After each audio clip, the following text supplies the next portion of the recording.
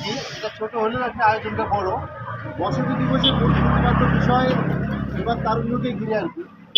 আমরা যে বসবাস করি, আমাদের যে বাসস্থান, আমাদের যে নিরাপদ বাসস্থান দরকার, সেই অধিকারের দাবিতে আমরা এই যে ছোট্ট আকারে এবং আমাদের আয়োজন আর কি।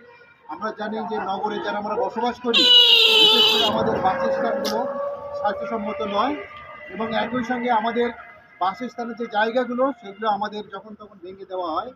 তাই আমাদের বাসস্থানের যে অধিকার, একটি নাগরিক অধিকার, মৌলিক অধিকার, এই দাবিতে আজকে এই মানববন্ধন।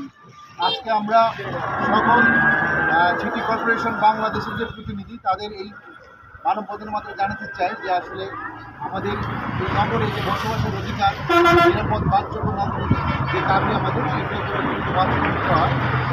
এই নগরে আসলে আমরা দেখেছি যে অনেক বড় বড় উন্নয়ন প্রকল্প বাস্তবায়ন হয়েছে, কিন্তু নগরের এই যে প্রান্তিক মানুষগুলোর জন্য, তাদের জন্য কখনো ঘর তুলে দেওয়া হয়নি, তাদের বসতি স্থাপন করা হয়নি।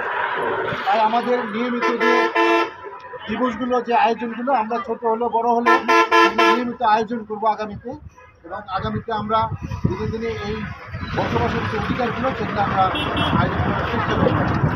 আমি এই পর্যায়ে আজকে নগরের যে বসতি এবং এ বিষয়ে আমাদের যে নগর উন্নয়ন সংগ্রাম কমিটির যে আহ্বায়ক আমাদের খুরশিদ ভাইকে দুটো কথা বলার জন্য অনুরোধ করছি।